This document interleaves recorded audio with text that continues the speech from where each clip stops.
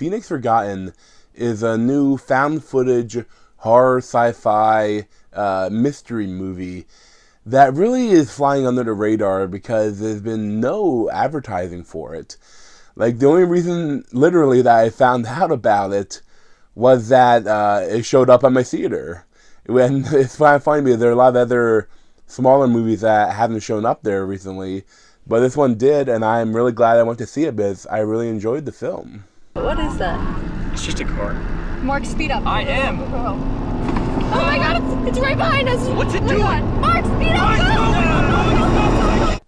So the basic premise of the film is that it's based on the Phoenix Lights phenomenon, where in the night sky in Phoenix, Arizona, they saw these lights like flying information that couldn't possibly be something of ours. Like it's something alien, and then that kind of was never explained. And this is a movie about that. And it's a good idea for a movie. Like, you go on something that happened, and people may have forgotten about it, but it's something that's really interesting, and then you riff on it, and you make it into a story where these three kids that were interested in aliens, and they were like, they wanted to be filmmakers. They decided to try to go where the Phoenix Lights were going and try to find some more stuff about them and film it more. And what happens, you find out is that they disappeared. And how the movie starts is that the younger sister is now like 20 years later. Like, she went back to her hometown and like talking to all the parents of the kids, and the police that worked there tried to search for the kids. And for a lot of the movie, it's almost like a mystery. And I like to, because so many times in found footage films, it doesn't really make sense how they're put together. If they're found footage, and yet they're all edited so that like you get there's character growth and there's reveals and there's all stuff like. If you're just filming that, you wouldn't have had time to take it into Final Cut Pro and edit it. But I like that this is kind of the setup is that the younger sister is making a documentary about it. So there's almost like a lot of documentary aspects to the film, like a lot of forms, and the interspersed with the old footage that her brother shot. And how it's formatted is really well done. I will say that for much of the first part of the movie in the middle, it's a little slow. And, but that's kind of like that because, she's kind of hitting a dead end, like trying to find out what happened to him. So, like, things kind of slow down until they reveal that. And it's a little, hand wavy with how they found the lost footage.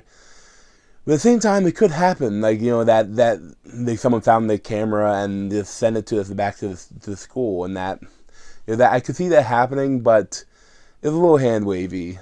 Still, I mean, I thought it was well done. Where the film really kicks in is towards like the last 3/4 of the film is essentially just the uncut video that they filmed on their fateful day that they disappeared. And that is really suspenseful and really climatic and really fun, really cool. I really like how they designed the encounter that happened. It was different how, the physics of it is really interesting. And I don't want to talk too much about without spoiling it, but everything they did there was really cool and really interesting. The only thing I will say is that it just kind of ends. And I expected there to be some more bit with the young sister in the present day. Like that, I thought maybe, she would go to where they went and disappeared and tried to, find any more clues or anything. But they really, once they start showing the video, that's pretty much it. And I can see why, because if they would have done more with that, it would have been, it would have run a little long. But right now, it's a really kind of short but really good movie. Like, the timing is pretty good for it. And if we had more, it would have made it too long, possibly. But I would have liked a little bit more of a conclusion with her storyline. But at the same time, I think the way that they framed it is that this movie is what she did in response to finding the footage. Like, she put everything together into this movie, even though, it's a fake movie, it's a fiction. But the way they framed it is that to show everyone what happened, she put together in this film. And it does kind of make more sense. Like, if you see what happened to the kids, you probably wouldn't go try to find out, try to go to where it happened. But, as overall, I really enjoyed it. It was a cool film. Like, I was surprised, when I watch the trailers, and, when you see a lot of found footage films, a lot of them are just kind of go back to the jump scares and a lot of, the found footage cliches to make it really easy to film.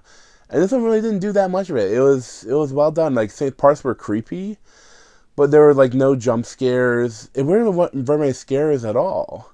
Like, it's funny because in the trailers for them, there are all these sort of jump scary films, and those are much scarier than anything in the actual film. Like, it's almost not, really a horror. It's almost like a found footage sci-fi mystery. And as that, it was a really enjoyable film that, I hope more people check out. It's a good time. It's not anything, amazing, but I had a lot of fun with it. I'd probably give an 8.5 or maybe even 8.75. Maybe not, but I'm not sure if it holds up to multiple viewings. But overall, I really enjoyed it, and I look forward to seeing what the director, he also wrote it to, Justin Barber, can do with his next film. Because I really had fun with the film, with Phoenix Forgotten. So thanks for watching, and you can check out my other video playlists around my head.